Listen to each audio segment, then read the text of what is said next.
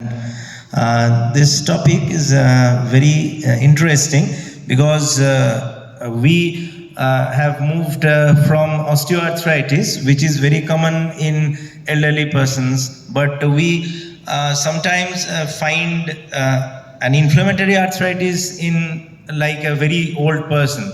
So how to deal with that? So let's welcome Dr. Shuddha Shatto and let's learn. Thank you, the respected chairpersons, for kind introduction. Thank you, GSICON, for giving me the opportunity for this deliberation. New onset inflammatory polyarthritis, new onset, and in an octagerian, that is more than 80 years of age. So my disease and topic is very much specific. I do not want to go to the detail of other arthritis, other disease. I am totally focusing on the arthritis which is a new onset and which is after 80 years of age. I am considering it maybe up to 100 and I am not expecting more, and I am focusing only on that part. So what are the salient points of my topic? One is the age, which is around 80 to 90 years. It's a new onset arthritis and it's a polyarthritis and it's an inflammatory polyarthritis. So very specific topic given to me, thanks for that. So what are the diseases coming to my mind here? One is rheumatoid arthritis, the commonest one, that is elderly onset rheumatoid arthritis, EORA. Osteoarthritis already discussed, very detailed by Dr. Orgo. Polymyalgia rheumatica, crystal arthritis, that is gout, pseudo-gout.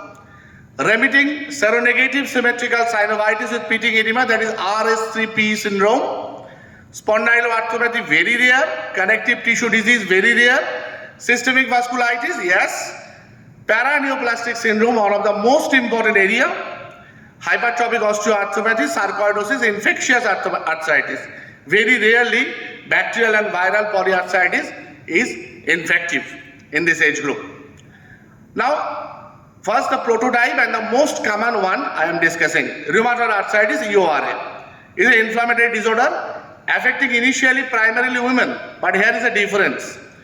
1/3 of patients acute rheumatoid arthritis after the age of 60, and there is some author who is claimed that the elderly onset rheumatoid arthritis in the beginning, 60 years or more, is disorder is totally different from the EORA. Sorry, YORA, that is young onset rheumatoid arthritis. So physician must be aware of this and its diagnostic and therapeutic significance. So why it is distinct from the young onset rheumatoid arthritis? First of all, there is hardly any female-male difference. It's almost 1:1 or closer to that. Its onset is very acute, not like insidious in the young people. It's almost like an infection. In EORA, patients are more likely to develop proximal symptoms. It's very close to polymyalgia. It's very difficult, actually, I will come to that, differentiate from the polymyalgia rheumatica and RS3P syndrome. Its synovitis is almost sometimes very much associated, like RS3P, there is swelling, there is symmetry, and there is pitting edema as well. And maybe a part of a single spectrum of the disease. More systemic manifestation and higher ESR. ESR and CRP sometimes torrentially high, more than 100, more than 120, leading to some other suspicious, whether we are dealing with multiple myeloma or some malignancy. Lower frequency of rheumatoid factor positivity. Anti-CCP and rheumatoid factor positivity is not so common. Many of the time, it's 66% around positive, rest is negative. And its outcome is worse, because of many reasons I will describe. This is a pictorial definition of this same thing. PMR like is almost 25%. Comorbidities are there. Polypharmacology is there more than 70% of cases. Its influences by the comorbidities as well, because it's 80-year and there is many comorbidity. Many patients is diabetic, hypertensive, hypothyroidism, they are having cardiac disease, they are having renal problems. Everything is there in an 80-year-old male. The creatine clearance is always less than 40 in this age group. Even patient having no other disease as well. And the prognosis, there is lower remission rate, more radiographic progression of the disease, higher HAQ score, and mortality disabilities are quite frequent. Now, what is the reason of this EORA? Mostly immunosenescence is there. There is thymic involution, the changes of functional phenotyping of the T cells, declining of the specific antibody responses. There is also age-related apoptosis, cytokine imbalance that ultimately leads to increased risk of inflammatory and autoimmune disease. Genetics in several studies, EORA patients were HLA type 11 and 24, all confirmed cases of DR4 linkages there.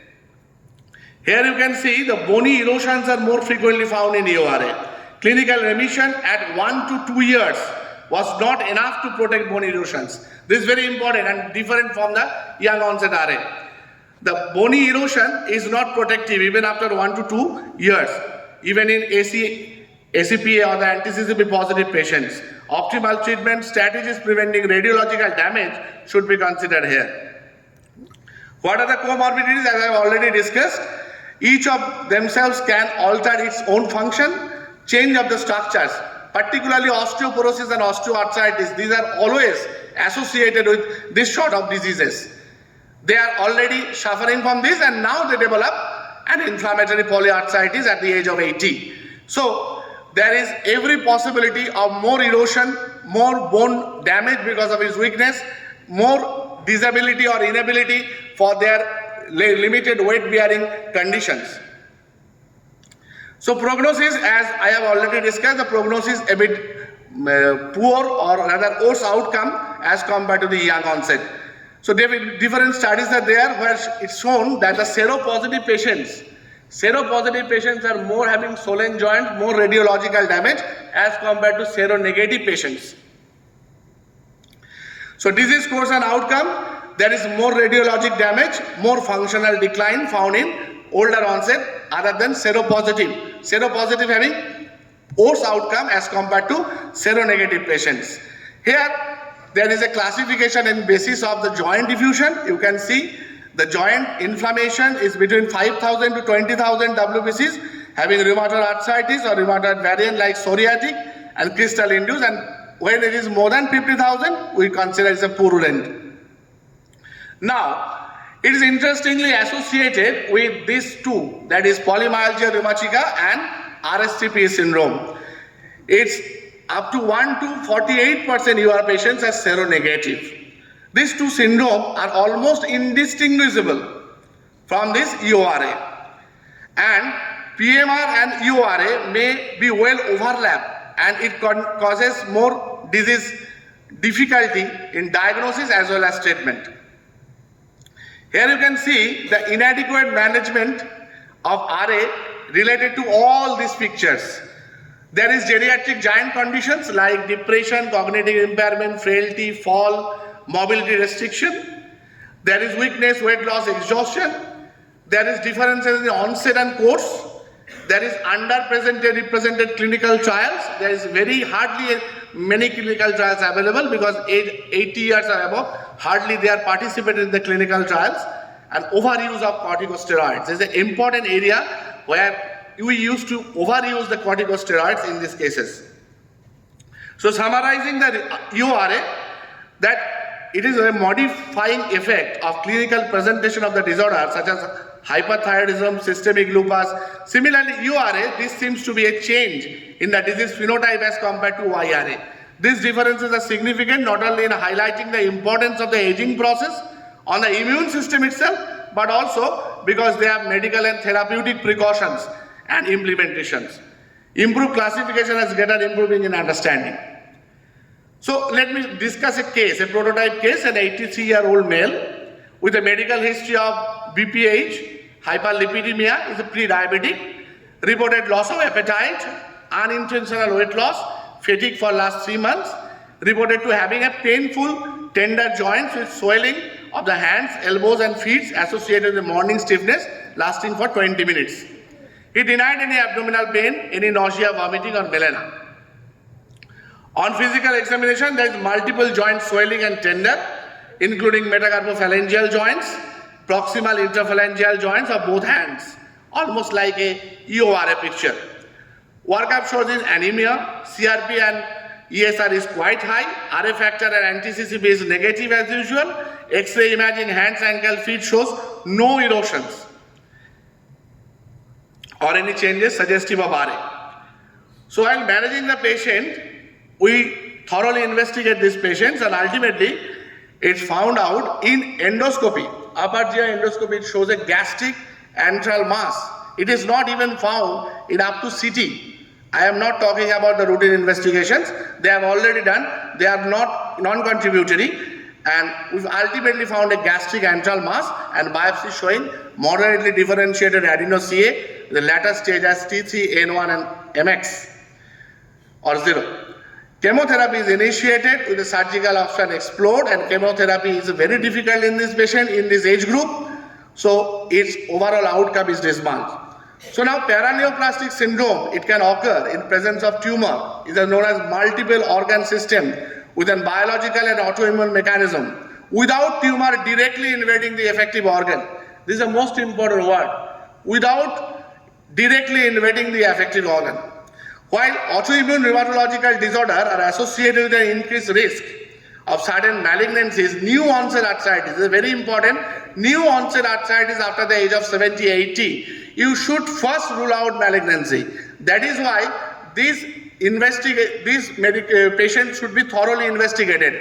We should not consider only rheumatology here. We have to consider the entire internal medicine in this patient, because new onset arthritis at the 80 years of age should have a strong suspicion of underlying malignancy, maybe hematological malignancy, maybe some other malignancy, because these diseases can having osteolytic lesions that can mimic like a polyarthritis. Sometimes patient telling an overall polymyalgia, polyarthralgia, and ultimately found to be multiple bone mates. These patients having benign prostatic hyperplasia. If this patient having high PSA, it may be a part of the prostate CA with multiple bone metastasis. So we have to rule out first the underlying malignancy in these patients. Paraneoplastic arthritis occurs predominantly in male, with a male to female ratio is 1.7 to 1. It was found to be associated with several solid and hematological malignancies and mostly having a lung and breast cancer, almost entirely adeno-CA. So these are the pathogenesis. I am not going to the detail. Here is a disease like polymyalgia rheumatica. You can see there is morning stiffness, there is high ESR, CRP, IL-6 inflammatory markers, there is rapid improvement with a low dose steroid. Everything is very close to rheumatoid arthritis of elderly origin and it is a negative diagnosis. PMR having no definite diagnostic tool, it's a negative diagnosis. And we have to differentiate it from giant cell arthritis because this is a side-threatening disease. We have to differentiate between giant cell arthritis and polymyalgia rheumatica. These are the points where you can see that corticosteroids is different in dosing in these two. This is only probably difference other than its clinical manifestations.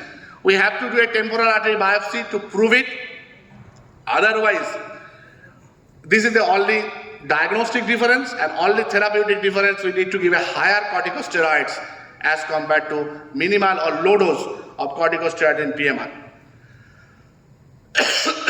These are classification between these two arthritis. I am not going to the detail of this, but we have to differentiate between giant cell arthritis and polymyalgia rheumatica in this group. Here is a comparative study between RSTP, elderly onset rheumatoid, and PMR. Here you can see I am not considering YURA here. It is totally blank. You ignore this. Here you can see there is joint swelling is almost similar in all these cases. Pain and stiffness and pelvic girdle is less in RSTP and rare in rheumatoid, but often in PMR. Association of HLA is none there. Radiologic erosion is yes in LORA, but RSTP is not there, PMR is not there. Synovitis is uncommon in RSTP, but marked in Rheumatoid arthritis, so our radiological diagnosis to find out EORA or elderly onset rheumatoid is very important. Radiological outcome and the association of the joint involvement, particularly the proximal joint involvement. This way we can differentiate EORA from polymyalgia rheumatica and RSCP. Here, the condition of the RSCP and is associated with solid malignancies like gastric, hepatocellular. So this patient, prototype patient having the stomach ulcer, so gastric, having the solid malignancy here, hematological malignancies are also associated.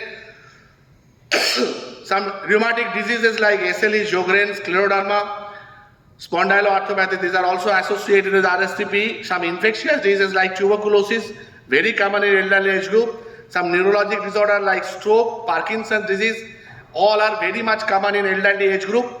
Drugs like rifampicin, insulin can cause this type of disease, along with diabetes mellitus, which is again associated with this. So it's a very important to diagnose properly, because there is diagnostic overlap, there is diagnostic dilemma in this age group to diagnose a polyarthritis of new onset. Another disease which very common in elderly age group is gout. But this gout is different from the young onset gout and its presentation. So management of gout is again different in these patients. They have increased prevalence. Here the women and men ratio is almost same. Initially gout is a men disease. But here elderly population is almost similar. The comorbidities associated are common. There is osteoarthritis as well. So these are the challenges in elderly gout. There is few attack of acute gouts after a medical illness or surgical procedure. More frequently it's symmetrical rather asymmetrical. Prevalence is almost equally distributed in two genders. Multiple joints of upper extremity are affected. Tophaceous joints from chronic deposition of monosodium urate and joint erosion ordinarily finding in elderly patient. Scarcity of diagnosis based on the crystal documentation. It's very difficult to document a crystal in these patients. So now I am just summarizing with an approach. We have to do these investigations. There's a lot of investigations, but we have to do this if we are suspecting a new onset polyarthritis in a 80 year or above. And ultimately we may need the joint aspiration and biopsy from the tumor as if this is malignancy, or sometimes even in the synovial membrane as well. So we have to do a thorough proper history, thorough general systemic examination. We have to frame a DD. We should address the acute pain. We have to relieve the symptoms. We have to use corticosteroid most of the time, because as I have discussed in all these diseases, these are responded to corticosteroid. Whether it is EORA, whether it is polymyalgia rheumatica, whether it is giant cell arteritis, whether it is RSCP syndrome, whether it is gout, every disease response, even paraneoplastic syndrome, will respond to some extent in terms of pain and reduction of swelling and erosion with corticosteroids. But we should be judicial, because these patients are very much vulnerable, already associated with osteoarthritis. So corticosteroid management should be very much patient oriented and very much cautiously given. DMRDs, try it. Almost all DMRDs should be given in a low dose. Thorough investigation I have already discussed. Prognosis to be explained, and most importantly, as Dr. discussed, Orgo, that is a holistic approach should be there. There is multi-modality physical medicine and rehabilitation, and also supportive care. So take home message: new onset polyarthritis is not uncommon in elderly. EORA is the commonest among them. It is almost impossible to differentiate between EORA with polymyalgia and RSCP syndrome. Symptomatic management, relieving pain and other symptoms, giving the quality of life is the aim of the management. Strong suspicion of malignancy should be there. Management of comorbidity is optimally. Drug interactions should be taken into care during the treatment. Physiotherapy and rehabilitation should be emphasized in every patient, and taking care of the geriatric giants like fall, frailty, Parkinsonism, all those things. So together in a geriatric patient, our approach to a polyarthritis of newer onset should be multi-modality approach, so that we can diagnose and treat and optimize the therapy for betterment of the patient. Thank you for your listening.